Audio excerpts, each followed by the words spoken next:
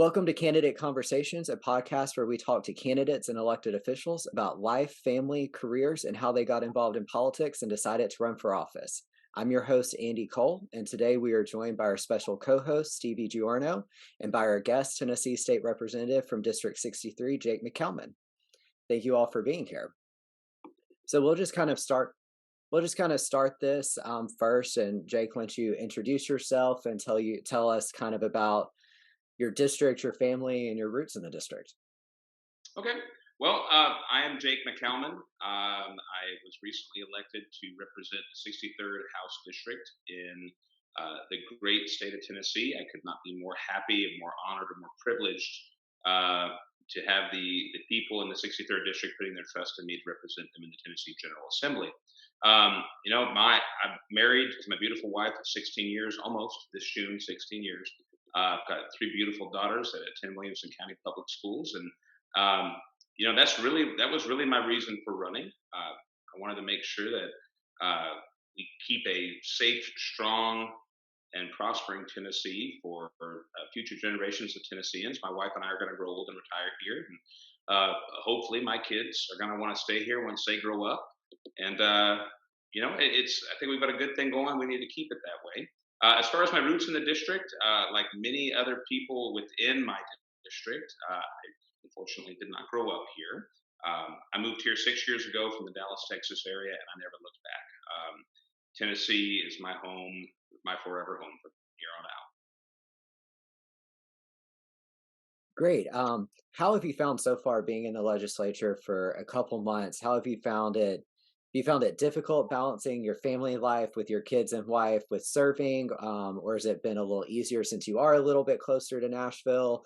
Has that been difficult just being away from your family a little more?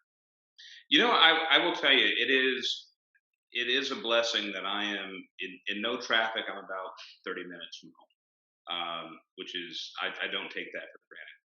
I respect the folks that come in here that have a 5.5 hour drive from their home to Cordell Hall. Um, that that's a sacrifice. It really is. So I don't take it for granted that I get to go home every night. We're in my house right now. You know, as far as my first couple months go, it has been it's been educational. I've been explaining it to people. I said it is like drinking from a fire hose. I've reached the point I think where I'm still drinking from that fire hose, but not at point blank range. It's maybe 3 feet away. So I'm starting to kind of get it a little bit, but I know there's still so much that I don't know about the legislative process uh, really how things work up there. That being said, it's I mentioned it's been an educational experience. It's been fulfilling at the same time. It is to I mentioned a little while ago that it's been a humbling experience.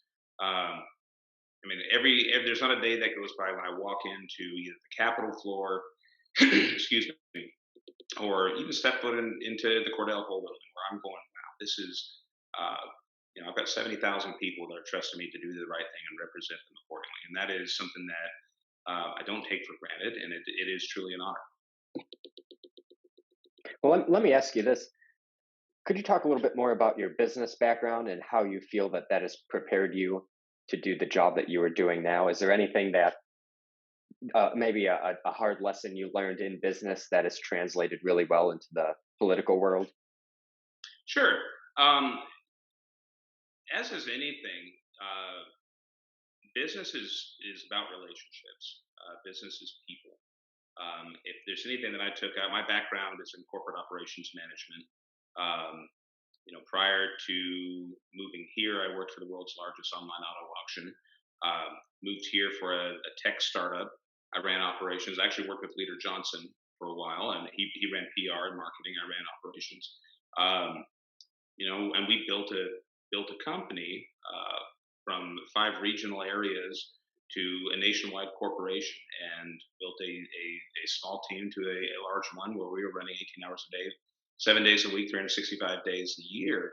Um, Coming back to my first point, if there's anything I took from business experience and corporate experience was um, learning how to deal with people from all walks of life. You're in moving into the General Assembly, where I'm one of 99 in the House. You being able to work with people to get things done. I mean, everybody campaigning is different than legislating. When you're campaigning, everybody says, "I'm going to get this done and this done and this done." The reality of it is, you're one of 99 people, and anything you want to get passed in that House floor, you need you plus 49 other people that want to agree with your viewpoint. So being able to work with people that may not necessarily agree with you on 100% of the issues, but um, you find common ground and get things done for the betterment of Tennessee. I tend to think of myself as I'm borrowing this from Ronald Reagan, with that big tent principle, and that 80-20 rule. Just because you may disagree with me on 20% of the issues doesn't mean you're 20% my enemy and 80% my friend. You're still a friend, and we just happen to disagree on certain things. So I think working in a large corporation dealing with people from all walks of life, that has helped me immensely. So talking about your career, what schooling did you go to? How did you get to the career that you ended up in? I know you talked a little bit about how you got to where you are now, but prior to that, what did your career look like? What did your schooling look like? Sure. Well, honestly, if you would have asked me 3 years ago if I would ever considered running for public office, I would have asked you if you were out of your mind. I'm the kind of guy I never thought of running for office. We were building a company, we were building departments, we were expanding across the United States. Um, my career, I've got a bachelor's in business administration from what used to be Brandon University, which now was incorporated by University of Massachusetts under their UMass Global platform. Um, I ended up, I grew up around the auto auction industry. So I ended up working in the auction industry. Now, albeit it was an online auto auction, so it's more of a tech company than it was an auction company. But you know, I guess my career, um, I came in at ground level, worked my way up, and yeah, I'm proud of it, and I learned a lot through it. And like I said earlier, it has helped me throughout the process of where I am and what I'm doing now. That's awesome. Well, so what do you do in the very limited free time that you have, not only being a family man, but now being in session? What do you do on the weekends for fun? What is your rest and relaxation time look like? I do as little as possible. No, I'm kidding. I'm with So you. I'm with you. right. Um, so I mean, I'm an avid fan and student of the martial arts. I've trained martial arts for 20 years. More than half my life. I've got a few people that I've been teaching as well. So I teach out of my house. Um, free time. I mean, my I've got three daughters, and I recognize that I'm not going to have them forever, and my time is spent with my wife and my kids. Um, and I mentioned earlier, I'm home every night. That's because I want to be with my family. They were my reason for running. So it's the same kind of reason why there's no other office really interested in me. It was I have the opportunity to be home with my kids when the day is done.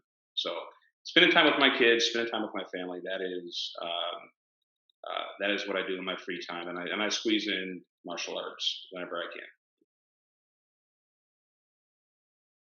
So I know you talked earlier about how you never thought that you would run for office, just a few years ago. How did you get involved in politics? Before running for office, well, did you do anything in politics? I know you talked about working with Leader Johnson. What other things did you do in politics before running for office? So my family's always been engaged in Republican politics. My grandfather's always been willing to help various various politicians with fundraising efforts, and really been supportive of both state and national Republican politics. I mean, he is a proud member of the GOP, as am I, obviously, and so that I remember even as a kid, hey, we're going to this fundraiser right now. We've got so and so coming over, Governor so and so. So I was always on that end of the spectrum, and we'd go to fundraisers and show up to different events and whatnot. My involvement, and yes, I never thought I would end up in public service, but my involvement really came out of, I don't know, I mean, this is my first time really talking to you. I don't think we've met before, but if we have, I'm sorry, but You're good. We have not. I was gonna say I didn't think we did, but No. really, the whole theme for my campaign was, if not me, who else? There's a verse in the book of Isaiah in the Old Testament that says, God asked, who shall I send? And Isaiah stands up and says, here I am, Lord, send me. And that rings true throughout the entirety of my campaign, and that rings true today. There's not a day I wake up and I'm going, what am I supposed to be doing here?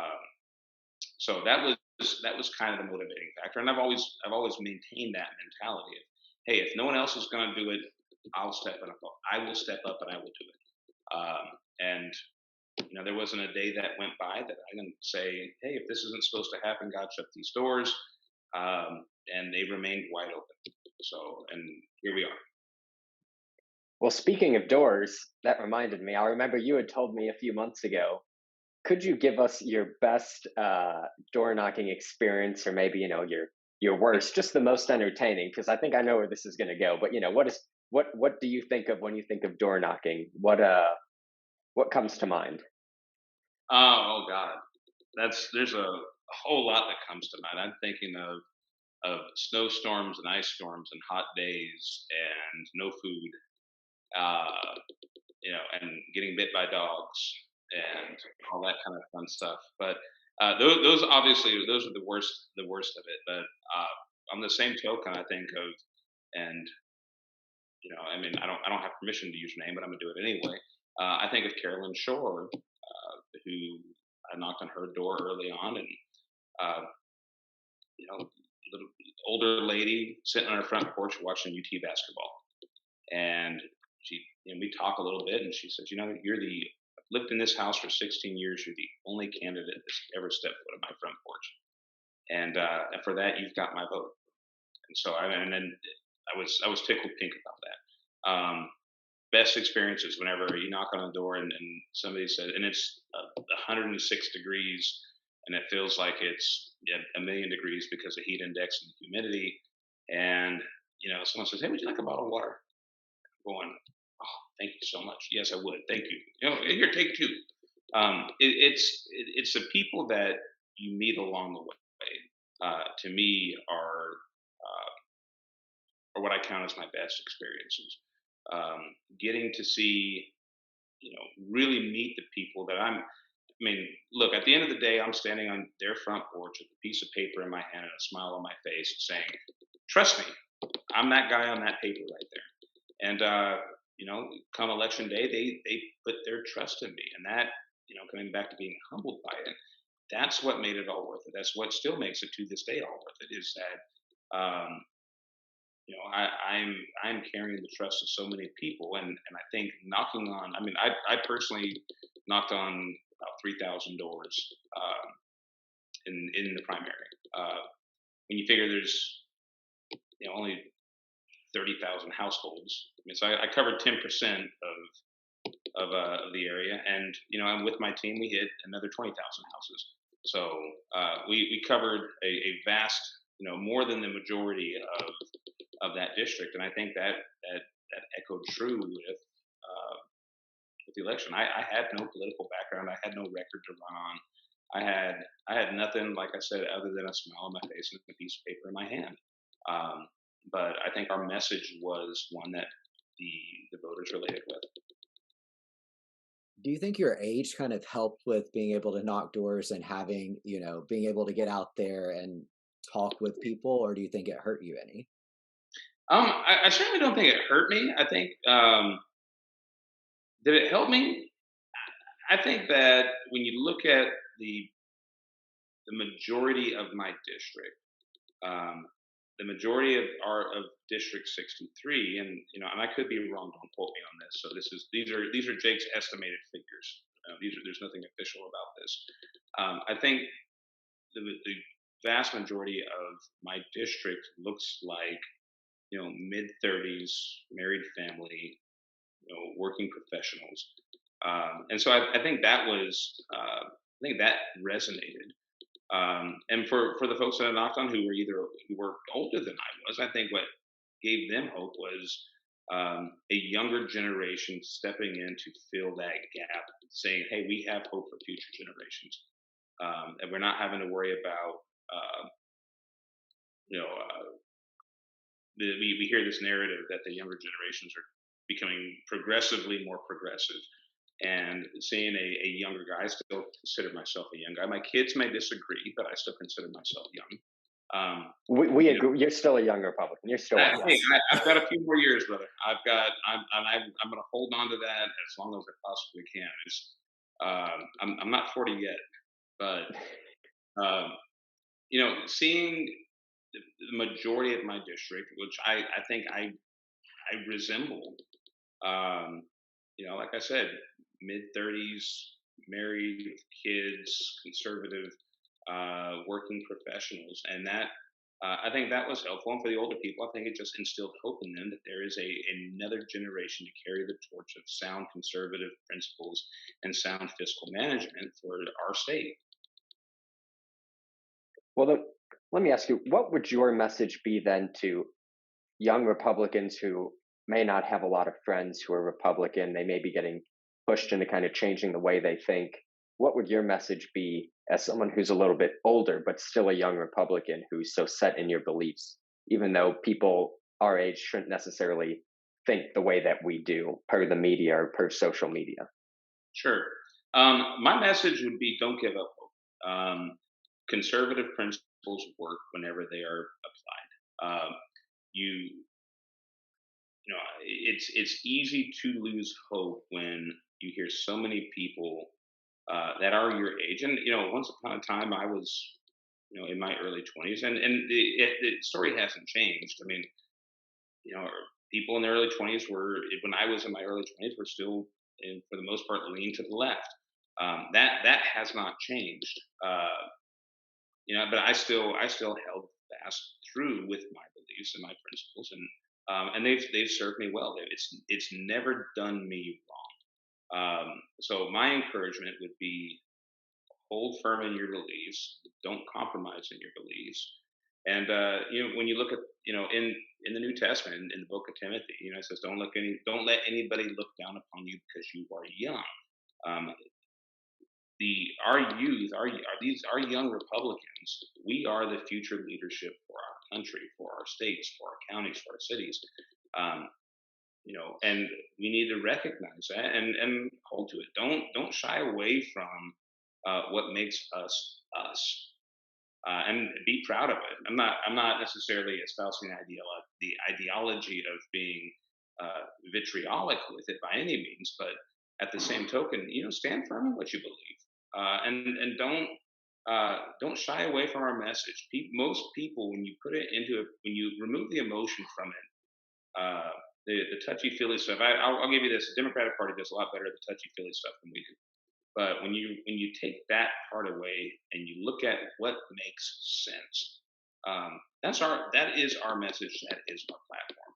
So don't shy away from it. Be proud of it. Stand firm in it, and be able and have a message. Have a an apologetical stance to it. Be able to defend what we so hold dear with our values.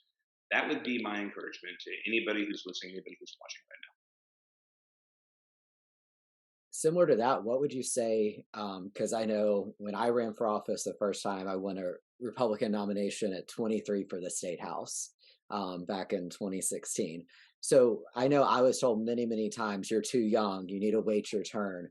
There's obviously now there's a few young Republicans in the state legislature. What would, you say to those people who are looking to run for any type of office that are being told, wait your turn, you're too young, you shouldn't do it yet? I would say take it with a grain of salt. We've got currently, and man, and I love this guy.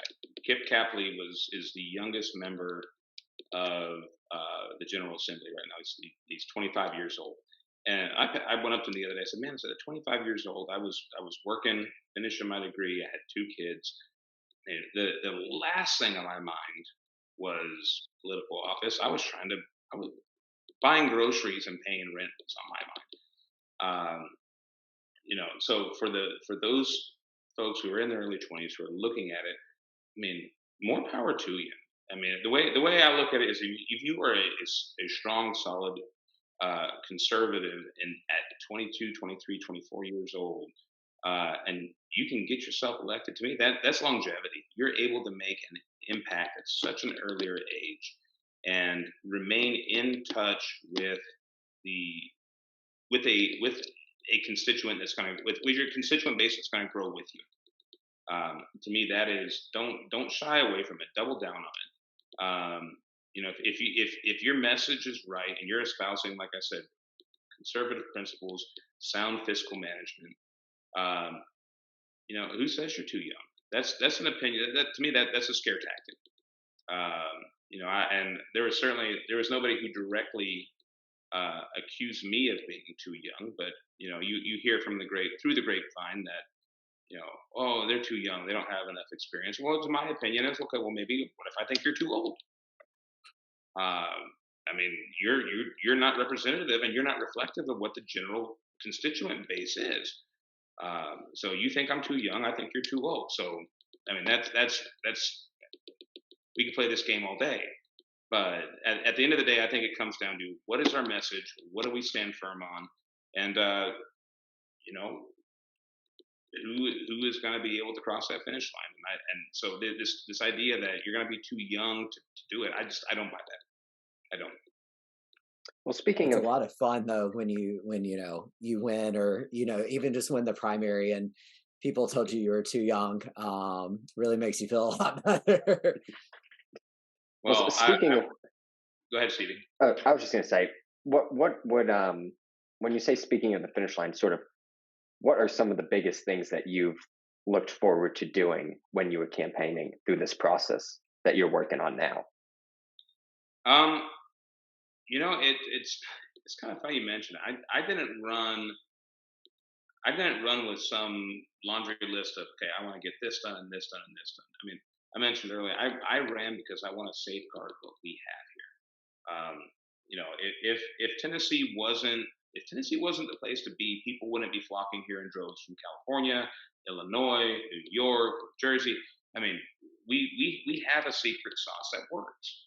Uh, and could we be better? Sure, we can always be better. I am a firm believer in constant improvement.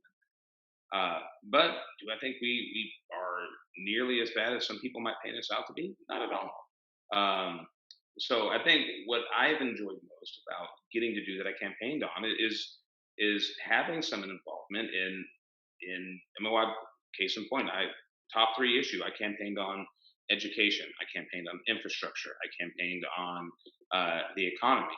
Well, a lot of the committees that I'm on education and instruction. I'm on state government. I'm on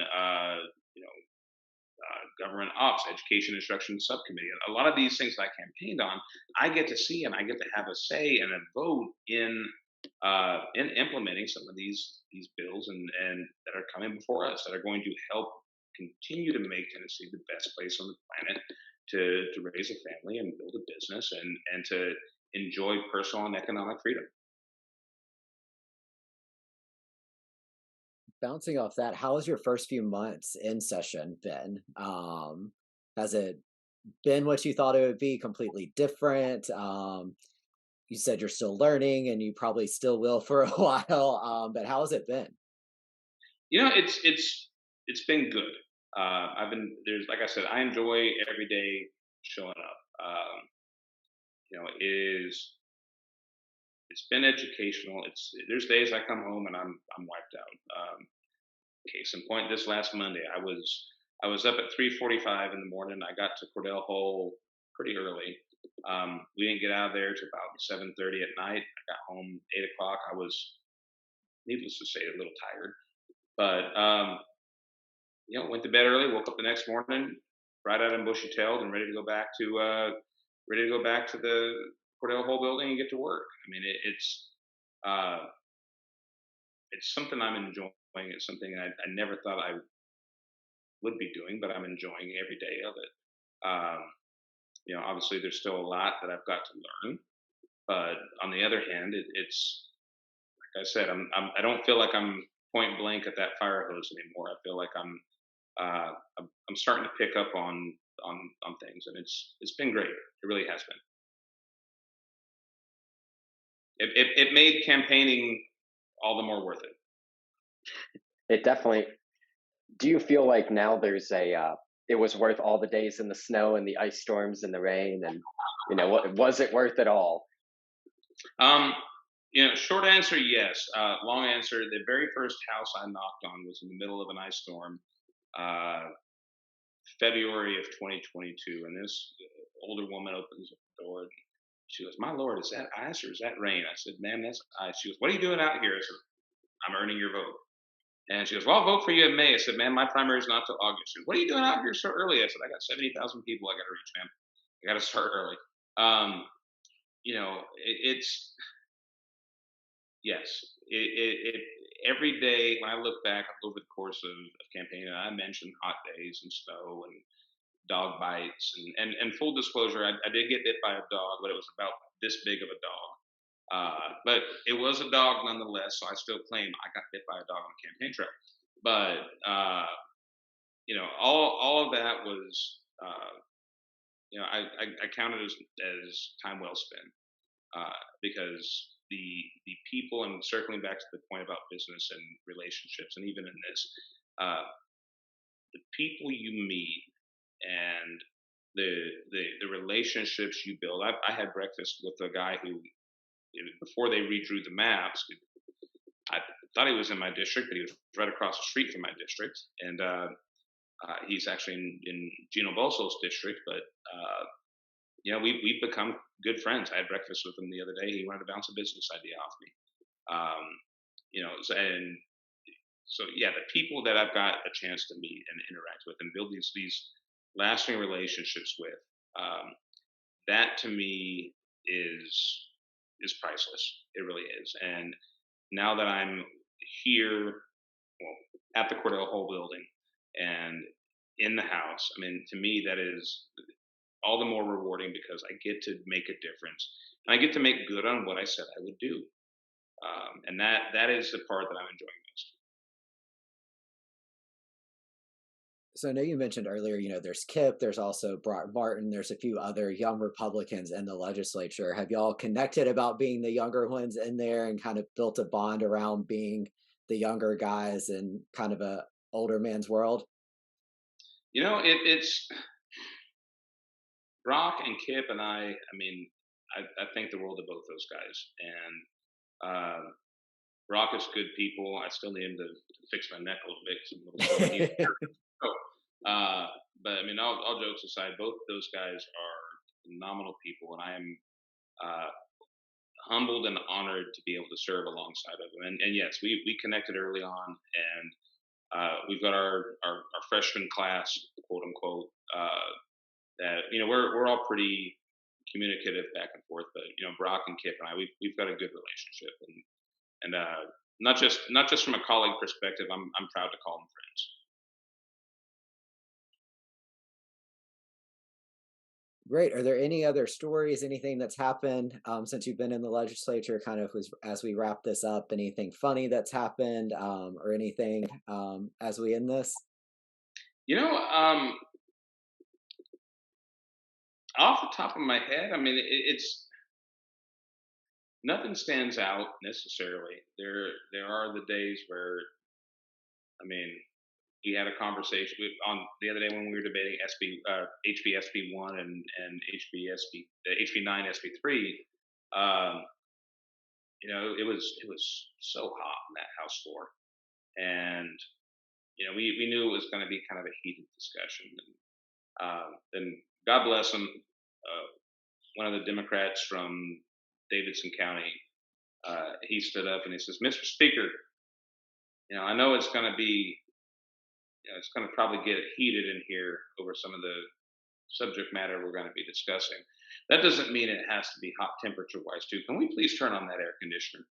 And my y'all, I tell you, it was so hot. Every single one of us was just dying, and it finally cooled down about 5 minutes before we gavelled out. So I mean, better late than never. But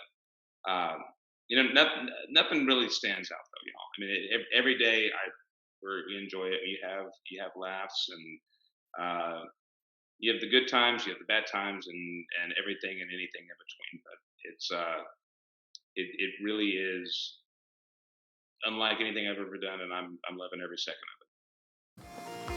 Thank you for listening to Candidate Conversations. I'm your host, Andy Cole. Follow Tennessee Young Republicans on social media and donate on our website, tnyoungrepublicans.com. Please join us again for the next episode of Candidate Conversations.